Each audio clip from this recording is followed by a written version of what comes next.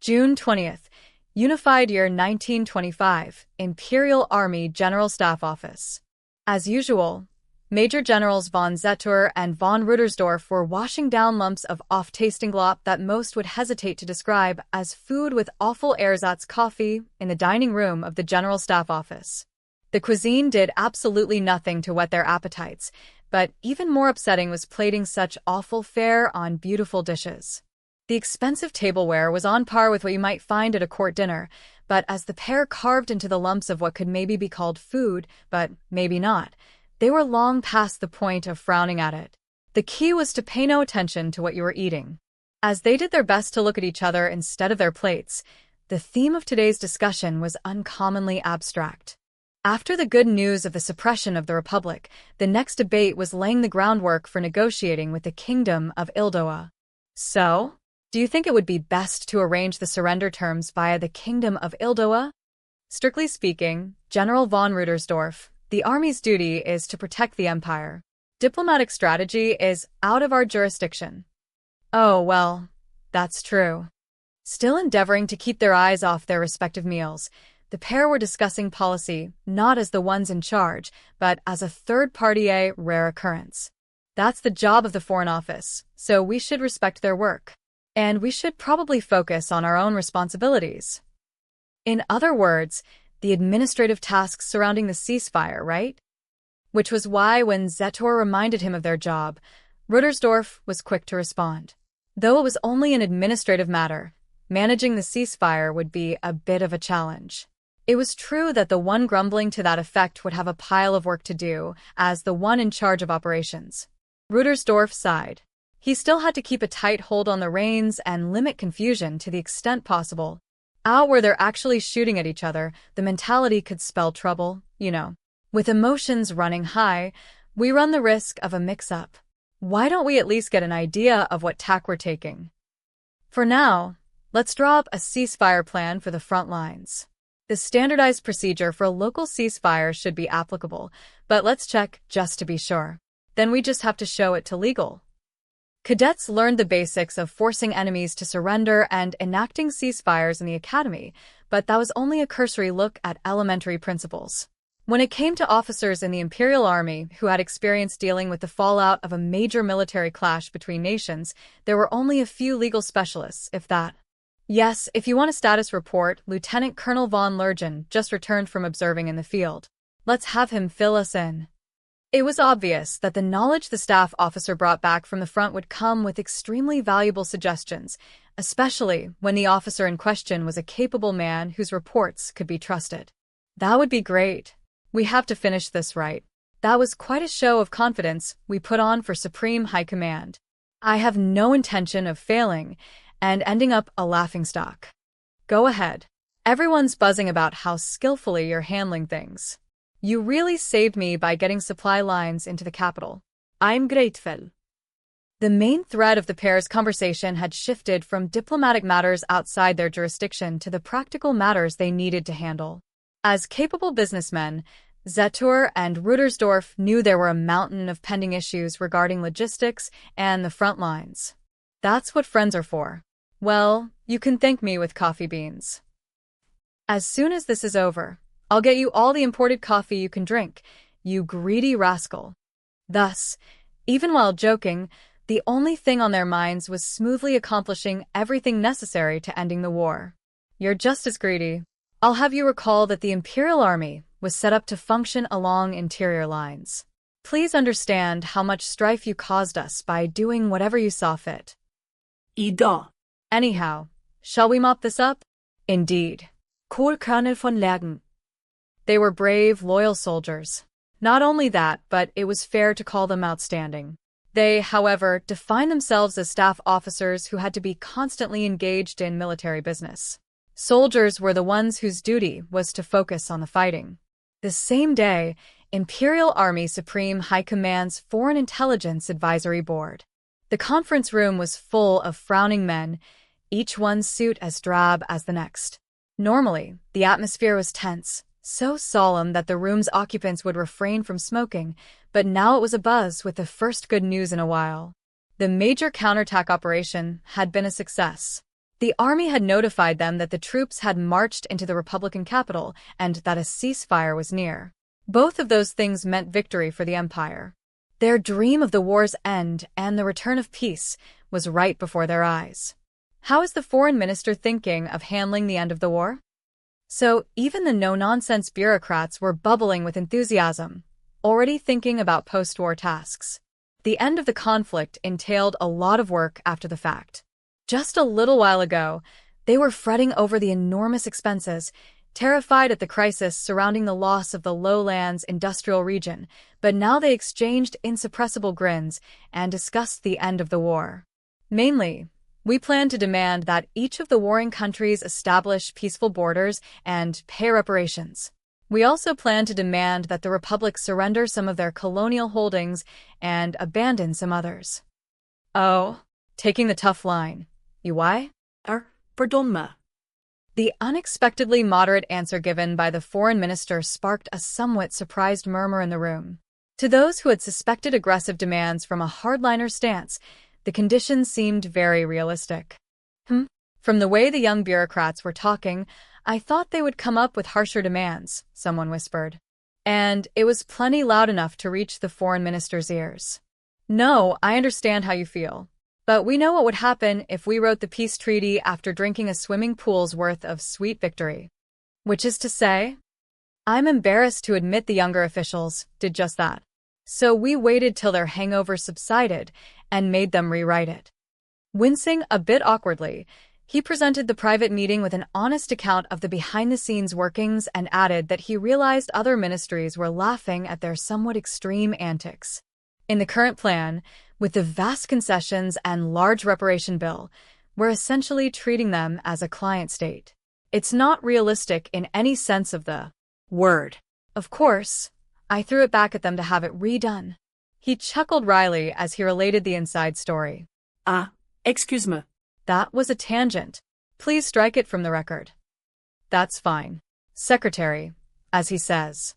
The clerks dutifully gave their verdict with the benevolence of those free of the anxieties of youthful error. A question. How will surrender be handled? Well, the army will take care of that. At least, it wouldn't be good to put restrictions on the military leadership before the war is over. What's important is for us to do a proper job on our respective tasks, don't you think? The conclusion they reached was to do what they could to respond to the military's requests. Then they diligently moved on to the next topic of discussion. Now then, our next order of business is the trade agreement with the Federation.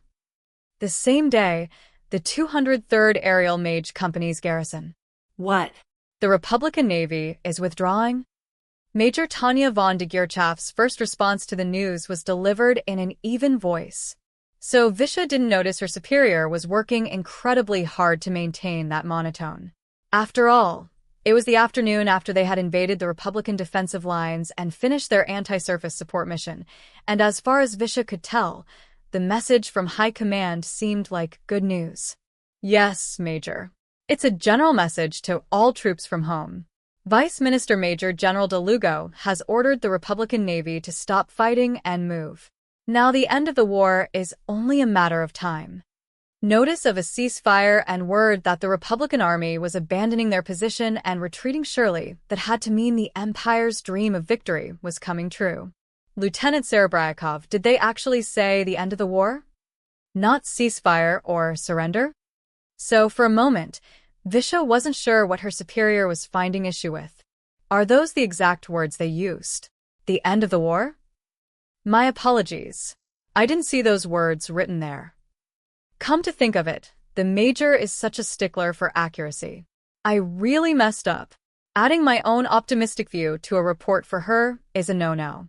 As Visha was regretting her goof, Major von de Geerchaff calmly asked another question. One thing.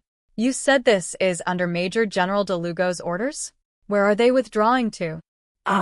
Please excuse the omission.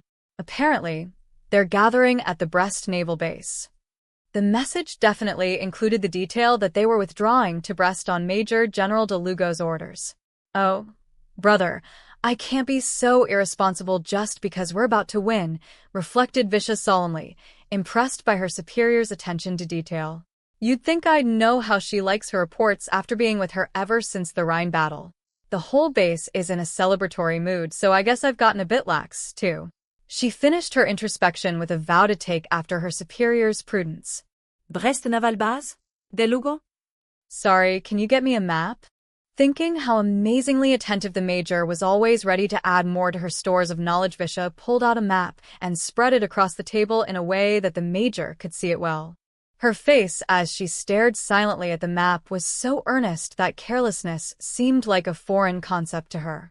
So, just as Visha was about to ask if she should be bringing coffee if it would take a little while, Major von de Geerchaf pounded her fist on the table and stood up, trembling all over. Shit. These gigantic numbskulls. Why didn't they realize? Lieutenant, prepared his sortie on the double. We're taking all the V1s. Get them on the runway now. And get me Lieutenant Weiss. The fierceness on her face and the shrillness of her voice left no room to question the order. Visha knew better than probably anyone else how foolish it would be to oppose Major von de Geerchaf when she was like this. So she barely saluted and confirmed the order before running off. Just as she was told, she alerted Lieutenant Weiss that he was being urgently summoned, and then she went straight to the V1 hangars to get them ready to deploy. Excuse me. Good. Thanks for coming, Vice Commander. We don't have much time. I'll get straight down to business. Tanya speaks the moment Lieutenant Weiss salutes and enters the room where she is poring over a navigation chart in agony and distress. The enemy fleet is concentrating in Brest. The brass thinks this is the Republic withdrawing as part of the ceasefire, but I say that though they may be withdrawing, what they're doing is escaping in secret. To be blunt, what they are pulling is unmistakably a Dunkirk. They mean to extract what military organizations they still have and continue fighting. If we don't beat them here, the war won't end. Major, with all due respect, the ceasefire will be declared tonight. Attacking now would be... Lieutenant, a ceasefire is not the same as the end of the war. It's something else entirely. And as of this moment, we're still at war. He must not understand. Weiss's leisurely reticence to take her attack order is unbelievably frustrating. We can't get Dunkirked. We can't let them escape. We can't waste this victory. If we don't eliminate him de Lugo now, the war won't end. No, we won't be able to end it. And if that happens, the path forward leads to a morass, and the only way out of that is ruin. She can't let that future come to pass. Not after being worked like a horse in a total war. She can't let her organization, the Imperial Army, go out like that in this nightmare scenario. My employer going bankrupt is the worst possible outcome, so it must be avoided at all costs. Therefore, Tanya is determined. But, Lieutenant, the record will show that you raised an objection. Now you must act. There is only action. They may scream, but we will act. I'll ruin my military career if it will prevent us from getting Dunkirked. In the worst case, a single mage platoon would be enough to get the job done. She could drag them out under the pretext of officer reconnaissance. Once they were off the ground, no one would be able to bother them. The radio silence inside the V1s flying at top speed would be the perfect excuse. We should at least kill de Lugo along with his capital ship rather than kicking ourselves for letting them get away. Excuse me, Major. Is the unit ready? Yes, but base command is calling you. Even with it happening before their eyes, any sensible Imperial soldier would find it hard to believe. Or hard to watch, perhaps. Please let us go. I'll do anything. Just let my unit go. The agonized scream was almost like a curse. The hands clutching his lapels were, at once, powerful and tiny. The warped expression and pleading tone of voice were a petition to avert destruction. No. Her voice was more like the wail of one desperate for salvation. And the one acting that way, with no regard for appearances, was the capable Imperial Army officer said to have maintained unparalleled composure during the Rhine battle. The events of this hour, this one brief moment, will determine whether the Empire gains the world or loses everything. Please, she said. Please let us go. Major Tanya von de Geerchaf had abandoned rules, norms, and regulations, and that was her plea. Yes, The one declared a model soldier by everyone, the officer von Lergen admitted to fearing on an instinctual level. She had unhesitatingly cast all that away under the gaze of everyone nearby and grabbed the lapels of a superior officer. She was practically threatening him with her shouts, which was why everyone present was so confused that they simply stood there, unsure what to do. Even her subordinates, though they stood perfectly still in utterly silent rows, were wearing expressions that said they were shaken and perplexed by their superior's incomprehensible clamoring. She was a veteran field commander, a proficient officer who got through any impossible challenge unfazed, a fearless mage who could penetrate a fleet's air defenses, a night fight professional who crawled around under the veil of darkness as if she owned the battlefield. Of all the people in the world, she was probably the one most unfamiliar with the emotion of fear, and yet here she was shouting with a face that was unmistakably pale. Her subordinates had no choice but to stand there at a loss. Just 500 kilometers. That's all we have to advance. The key to the war, to the future of this world, is so close. Her right hand gestured to the map, hung on the board. She was pointing at a strategic Republican Army position where a group of suspicious transport ships had assembled according to a report they had just received. Brest Naval Base. Brest Naval Base, one of the Republican Navy's principal bases, was one of the places the Republic was expected to concentrate their fleet prior to the ceasefire, which was why everyone in the Imperial Army interpreted the Republican fleet gathering there as preparation for a ceasefire to end the war. Of course, legally, the war wasn't over yet. Still, everyone was compelled to say, surely it's impossible for the Republic to continue fighting now that they've lost their capital. The end of the war is only a matter of time. That base was tightly defended under normal circumstances, but with the additional fleet's cannons, it had to be a veritable porcupine. Anyone who wanted to go charging in there had to have something wrong with their head. Any reasonable commander would hesitate. And yet here she was practically beside herself, insisting on an attack plan that could spoil the negotiations to end the war. Now. We must act now. Please, please. Give me the forces to suppress the Republican Army at Brest. Please let my unit go. Major. Major von Degorchaff. Please calm down, Major. Colonel, please. Please send some troops. If we let them get away, they'll become the root of all the Empire's problems. It was hard to imagine how all that fury came from such a tiny body as she pulled the base commander down to her level by his lapels. Major, I beg your pardon. The military police officers who couldn't bear to watch any longer tried to come between the two, but furious, Degorchaff continued to shout, keeping all attempts to quell her at bay. Colonel. Please let me talk to the General Staff Office. A wounded lion would probably be less of a handful. The MPs had training and boasted a fair amount of strength, but with the caveat surely, they would agree that their opponents were normal humans. If any mission would give someone second thoughts, it was fighting a mage. Every soldier had a visceral sense of how troublesome confronting a mage could be. The only ones who could pick a fight with a mage wearing a computation orb was another mage similarly equipped. And their opponent in this case was a recipient of the Silver Wings Assault Badge with oak leaves, a living recipient, at that.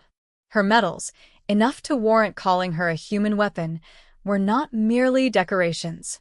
Even in the rear, they called her by the alias White Silver in recognition of her achievements, while other voices called her Rusted Silver, out of fear. If she were an enemy, they wouldn't want to get anywhere near her. Even as allies, they didn't want to get in her way. But the Imperial soldiers recalled their duty and obstructed her. Though slick with cold sweat and trembling in fear, they were faithful to their duty through and through. Major von Degorchaff. Please, Major. She may have been a little girl, but she was still a mage. Having steeled their resolve, they all leaped at her at once. And it was when her protective film repulsed them that they finally realized how uncommonly earnest she was as she shouted. Colonel, I beg you, please reconsider this. For the future of the Empire, we must act now. NGH, Major von Degorchaff, you need to calm down. But even the commander of the base was an Imperial soldier. If he could be coerced by a commander stationed under him, He wasn't fit to be in charge. The fall of Brest is only a matter of time. We don't need to pointlessly wear down our forces. Major, I can't let you ruin this ceasefire. The ceasefire hasn't been declared yet. We can still save our army if we act now. Major von Degoeschaf. That fleet has already been defeated. It no longer constitutes a threat to our army. With a glance at the hesitating MPs, the staffers raised their voices to forestall her. They didn't think they could convince her with muscle, but they figured if she was a soldier, she could be persuaded with words. So they tried it. Please, you have to understand. Time is the issue. There's no time. Colonel. But although Major von de Geerchaf was said to be, so sensible words weren't even necessary, today she stubbornly held her ground. Not only that, she insisted, openly impatient, that they should attack with all they had. It was almost as if, yes, without a doubt, she was pleading as if she were afraid of something. How absurd. Rusted silver? Afraid? That can't be, thought several of the bystanders. They just didn't understand yet. They mean to escape in secret, to abandon their fatherland like rats. And what about it? The question popped into the staffers' heads instinctively, and they weren't wrong. True, armies did eat a lot even during peacetime. Since there would be a starving stomach for every man, the outcome was clear. A tragic fate awaited an army cut off from its supply lines. Above all, the collapse of an army with no base was only a matter of time. If one considered this, then the troops gathered at Brest Naval Base were surely units for rebuilding the defensive lines.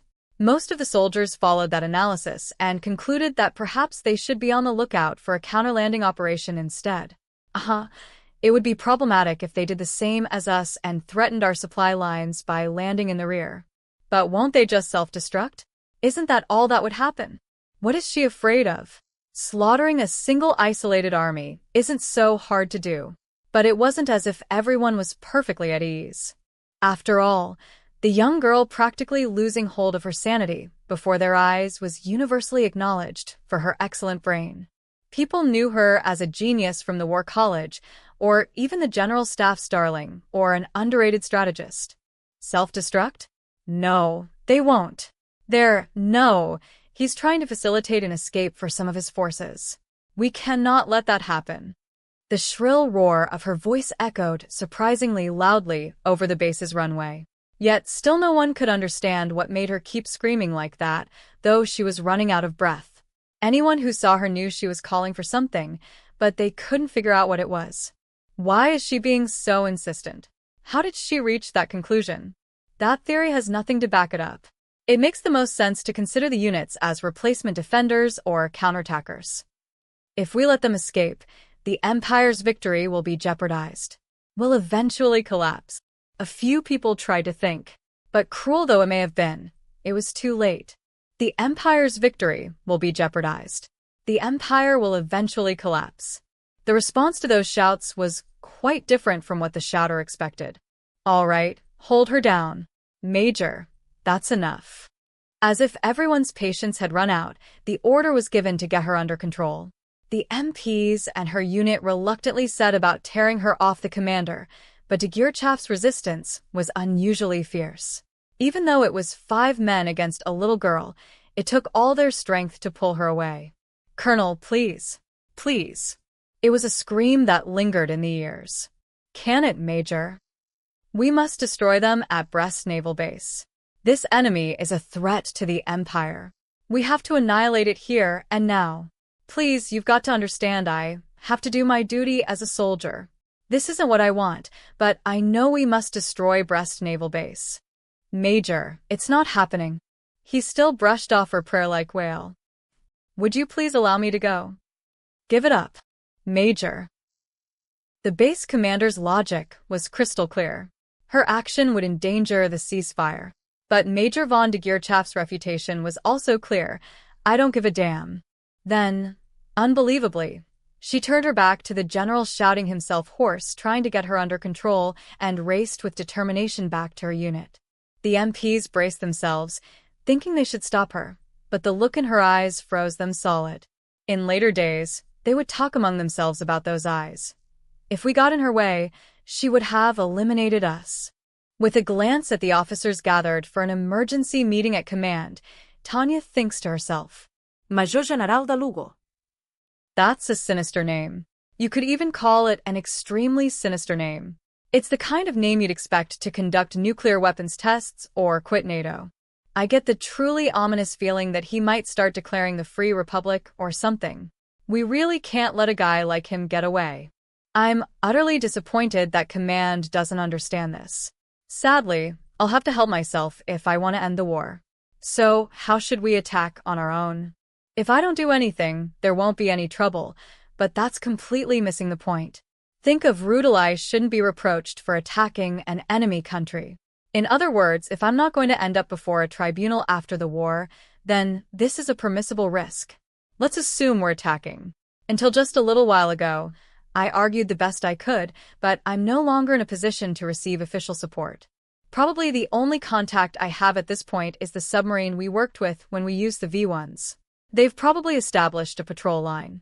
But honestly, it'd be risky to attempt to pick up over the water without arranging things ahead of time. Considering the possibility that we don't find each other, it's probably safer not to count on it to begin with. I don't want to attack alone, but it seems like the only way. For better or worse, if we use the V1s we have, we can break through to Brest unimpeded. Then, at the very least, I can have General de Lugo take his leave from the world. In a way, this is like a hostile takeover of a remarkable new company on the rise. We need to nail down our patents and assets and eliminate any future threat to our company. It's only logical. We'll have a much easier time if we take him out now. I can't stand the idea of history mocking us for our irrational hesitation when we should have intervened. Attention, battalion. Thanks. All right, troops. We're going to attack Brest Naval Base. So, Tanya states their objective in her usual manner. This enemy is no different from any other they must shoot, and since that is the case, they'll just do the same as always. So she is shocked to see the officers' tense expressions and understanding the effect her announcement has on them. Sensible First Lieutenant Weiss and the other officers all look dumbfounded. Tanya realizes that what she has said sounded strange. But the first thing she feels is confusion. Knowing her war-loving troops, she thought they might be happy, but she never imagined they would be dumbfounded. It's a bit embarrassing. I thought they were all about pursuing the enemy anywhere if it meant additional achievements. As someone from human resources, I thought I understood their feelings, so it's a bit of a shock to discover I don't. I'm supposed to be managing these troops, so if I don't understand their hopes and dreams, it can only mean I'm inept. No, let's think about this calmly. Haste makes waste. I'll suspend judgment for now. Commander? That's the General Staff? Why else allow us to act independently?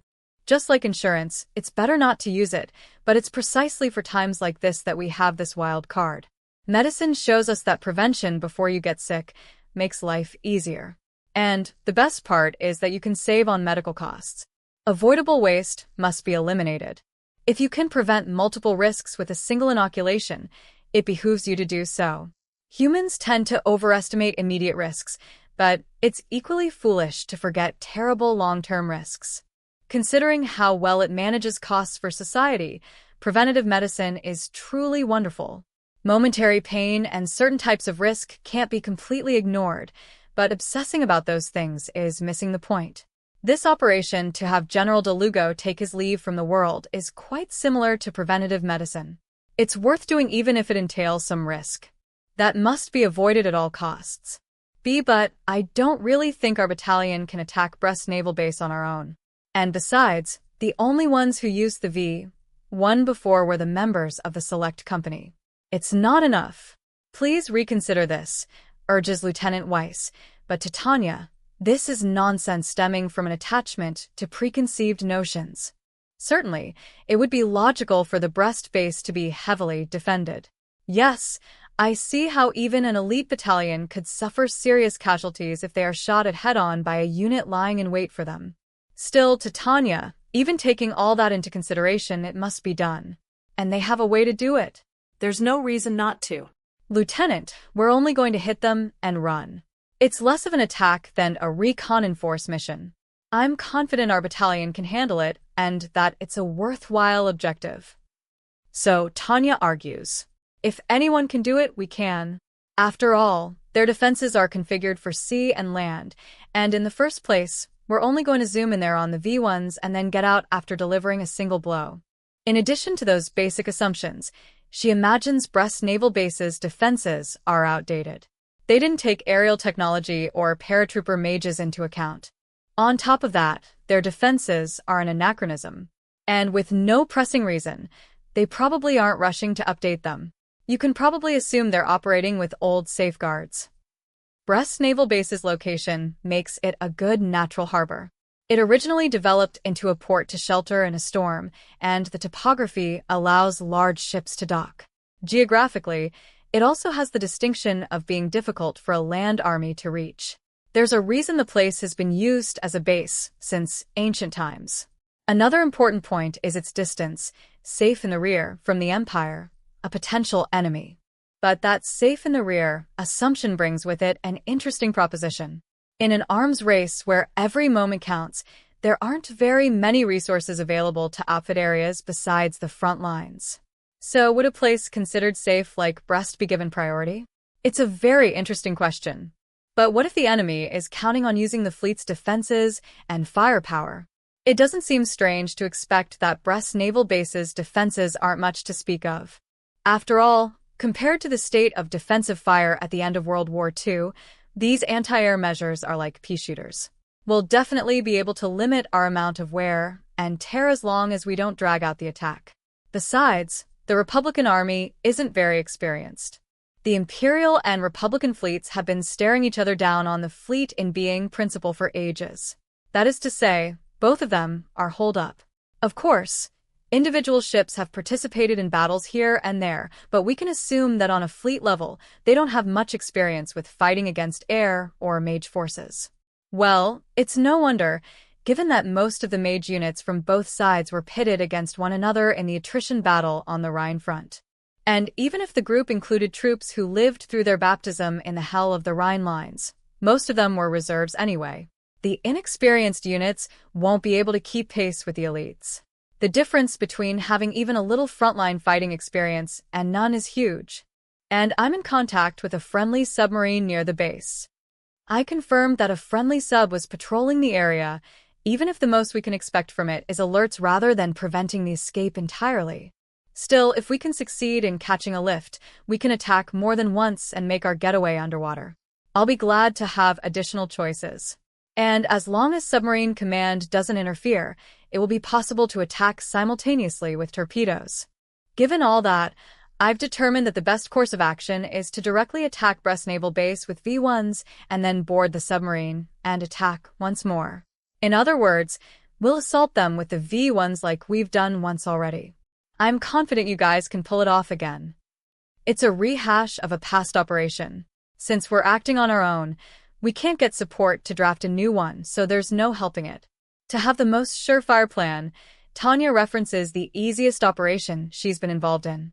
Of course, she doesn't want to use the V1s, but Chief Engineer Shuggle's invention played a critical role in their previous operation. Tanya figures that destroying a ship is more than doable with the destructive power of those warheads. Plus, using those, we won't have any trouble with enemy interception or any allies trying to stop us. If the tanks full of fuel score a direct hit on the ship, we can expect results on par with anti-ship missiles. Even a battleship won't get through that unscathed. And with a whole augmented battalion going on the strike, that equates to 48 missiles. That should be enough to do some serious damage. Of course, we don't have much experience operating them. Even if everything goes smoothly, we should be ready for a low rate of direct hits. But the V1s should be packing plenty of punch. Maybe we can estimate half would be direct hits. 24 doesn't seem unreasonable considering the target is an anchored ship. And 24 missiles is more than enough to get results. And if mages attack on top of that, I have no doubt we'll get our sworn enemy Major General de Lugo promoted to full general in no time. We'll even give him a battleship for a gravestone. No doubt isn't the right way to put it. We'll definitely execute this plan. Yes, rather than let him become a marshal, We'll present him with a double promotion and a jumbo gravestone in the shape of a battleship. Major, I have a question. In response, her subordinates seem skeptical. She knows this, but if she can't get them to understand completely, the plan could fail. She nods benevolently, both cautious, but with no guilt on her conscience. Go ahead. What is it? Commander, where are we going to get the V1s? I didn't expect a technical question. She misses a beat but figures it's fine and answers matter-of-factly. The technical arsenal just happens to have some here. We'll use those. So, we have permission? That's an annoying question, but I have an answer prepared. I can handle it. I've prepared the minimum argument necessary to avoid getting court-martialed. It really is the bare minimum, though. But no, making sure we have enough time to attack is more important than establishing the just cause. Working beyond my pay grade is gut-wrenching, but considering it's to stay alive, I have to do it. What are you talking about? Didn't Chief Engineer Shuggle request a combat test? We're simply following through. I never imagined a request from him would come in handy. Fate sure is ironic, but if we can use the V1s, then problem solved, we'll be able to attack Brest Naval Base. The General Staff received a request from the Technical Arsenal asking for more combat data and a reassessment of the fine-tuned V1s. We're the only unit that has ever used them, so no one should mind if we're the ones to do the follow-up test. If we don't make a move, historians in later generations will call us negligent. I don't want to let them laugh at me. Really, we don't even have time to be debating like this.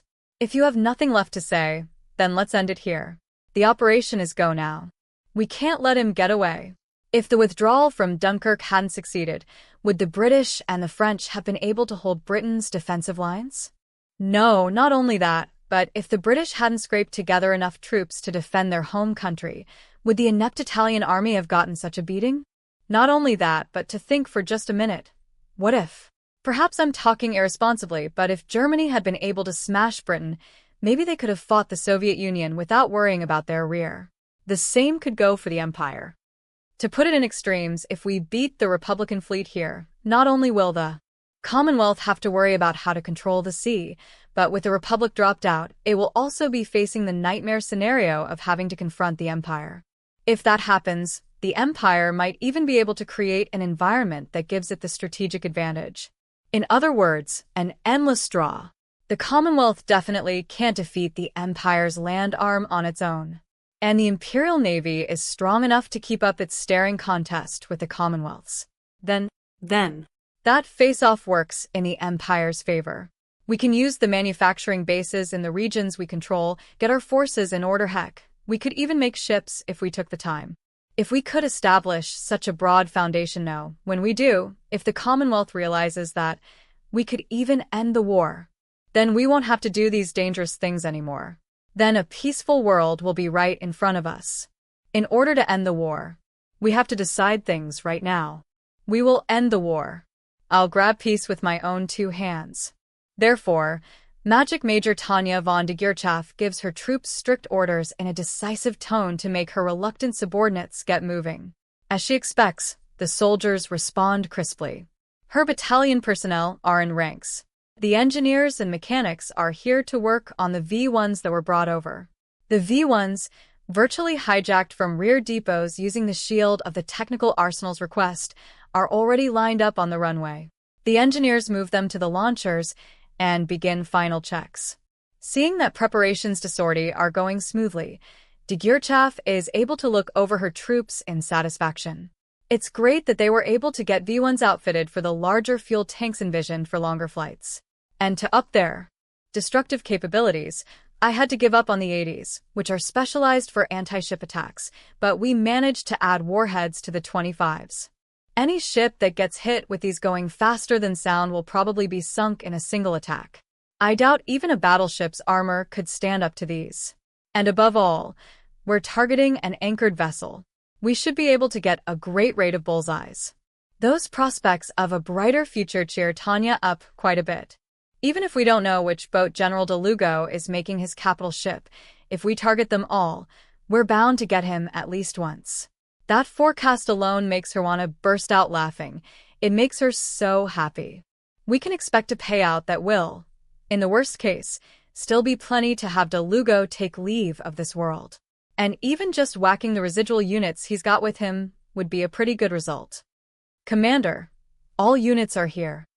Very good. The V1s are all prepped, right? I don't even want to say this, but I'd hate for one of them to blow up with one of my men inside. They were careful. The mechanics swear by their work and guarantee the machines are tuned up safely. All right then. What is it, Lieutenant Weiss? You look like you have something to say, so hurry up and say it. Major, isn't this too contrary to the wishes of the home country?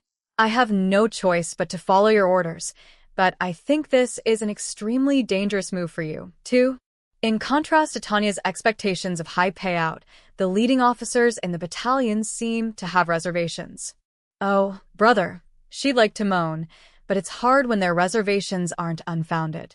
That said, all they need to do is get results. Once her unenthusiastic vice commander sees the results of their attack, he'll surely come around. Well, Weiss is the type who finds these sorts of unilateral actions unnerving.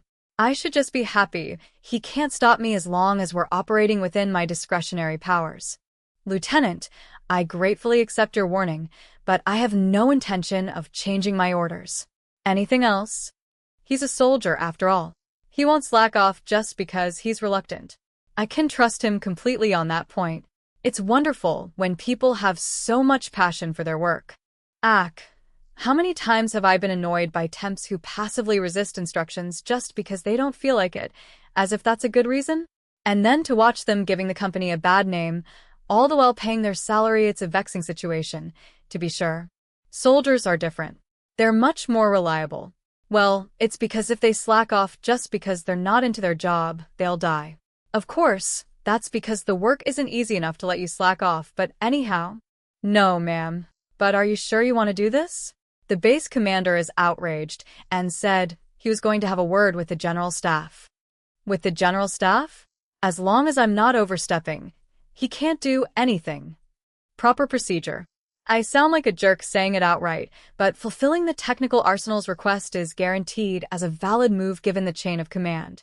Learn laws, learn the regulations. Then you'll be able to find a way to justify any course of action.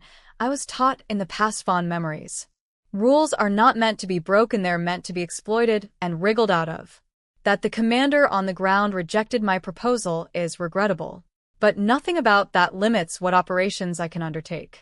But now, when we're in the middle of suppressing them, it's possible to broaden the interpretation of what discretionary powers are granted a unit serving in the war. Even if the base commander protests to the general staff won't publicly rebuke me. Of course, getting a stern warning below the surface can't be taken lightly, but either way, at that point, what's done is done. The fact that I can secure the freedom to act now, at this do-or-die moment, makes me happy. If I succeed, I'm plenty capable of handling whatever comes next. In order to think about the future, I have to eradicate the pathogen in front of me. Commander, from Group Command. But unhappily, in comes orders from Group Command.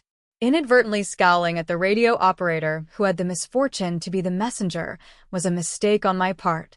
With an apology, Tanya takes the message and schemes it. It's some simple advice about her conduct. That is, a gentle warning to simmer down from Group Command. Though her unit is nominally independent, that's their request. From the position of someone who has to comply whenever possible, it feels like interference. Normally, even Tanya would step down at this point. That's how forceful the stance is. But under the current circumstances, she simply can't.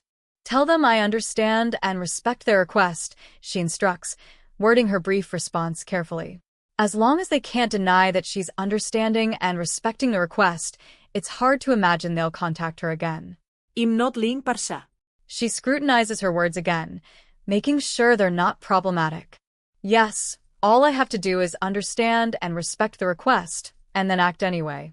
Luckily, perhaps it should be said, by the time someone clever at Group Command realizes what we're up to, the V1s will have struck breast. There'll be nothing they can do to stop us, then.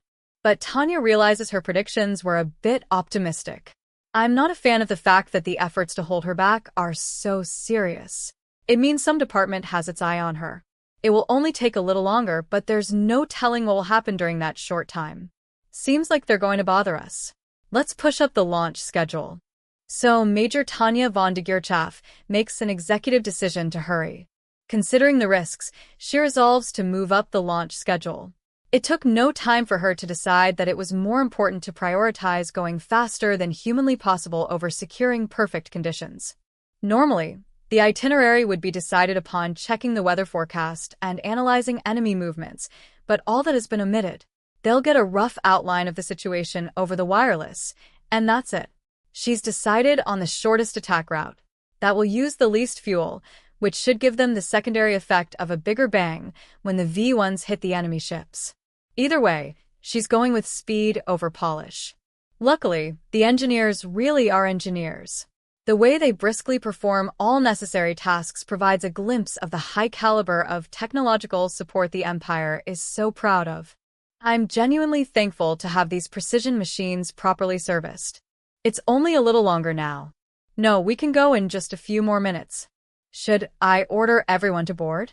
Just as Tanya is thinking to act, she sees a soldier from the communications facility racing toward her. It's the same soldier who had come with the warning from Group Command earlier. Tanya wonders if it's some other notice, but her expression gradually stiffens. It's the same radio operator from before, but he's changed color. He's running so earnestly, and that look in his eyes says he has something to tell her. She realizes at that point that he's frantic to get some message to her. Damn it. So Tanya has no choice but to grumble to the heavens. It's not as if she believes in intuition, but she gathers that this will be bad news. She immediately looks over the unit, but it will be a tiny bit longer before they can launch. How fatal even an infinitesimal delay can prove in combat. It's only a few minutes difference, but it's enough for whatever that soldier is going to say to come out of his mouth. It's too late to wish she could have gotten them moving a bit sooner. She regrets it from the bottom of her heart, but the giant mistake has already been made. She abruptly considers knocking the messenger unconscious, but there's no way she could do that with so many people watching, so she discards the idea immediately. Panicking isn't going to improve the situation one bit. Is this what it feels like the moment before you get executed? In any case, this is the height of bad luck. Commander. Special orders from the General Staff. I don't want to hear them. I don't want to hear anything. He doesn't even have to say a word for me to know it's lousy news. Can't you be a little more considerate? You could have done your job just a little slower. I know quite well that my emotions are wailing irrationally. Just moments ago, I was admiring him for his loyalty as a soldier. It wouldn't really be fair to take that back right afterward. Tanya can't help the urge to throttle him. The ceasefire has been declared. This is from the General Staff with the highest priority to all units. The ceasefire? They declared the ceasefire? Before she can stop him, Lieutenant Weiss asks the messenger again, thanks to which all the others hear the news. Now, there's no way we can launch the attack claiming we didn't hear. Not only would I not accomplish much on my own, I'd be shot for breaking the ceasefire. Commander, please halt the sortie at once. There's no misunderstanding that scream. It's a ceasefire. Please halt the sortie at once. He's raising his voice to tell me to stop. Yeah, I hear you. Tanya waves in response. As long as this is your job, I should respect you for doing it. He's an ideal soldier. All non-coms should be so faithful to their duties. But Tanya refuses to accept this news. She's come this far with her solo action plan, resigned to some kind of punishment because she knows that this is the last chance for the Empire to avoid defeat. Now. If we don't act now, we'll have no way to make it in time. Major Tanya von de Geerchaf knows this horrifying truth. If we get Dunkirked, victory will slip away to a place beyond the Empire's reach. So we have to do it now. If we don't, we probably can't save the Empire. At the same time, she knows. If they sortie, she'll be the one responsible for violating the ceasefire. If she could find some way out of that, things might have been different. But now that she has been clearly instructed to halt the sortie due to a ceasefire, she's left with no room for fuzzy arguments. Which is why Tanya's expression is extremely conflicted. She can see that if they don't go now, catastrophe and ruin will eventually befall the empire. It's inevitable. But to go means her personal downfall. That is equally inevitable. In other words, for an extremely simple reason, she is unable to sortie. But not sortying could mean the slow death of a collapse awaits. It's painful.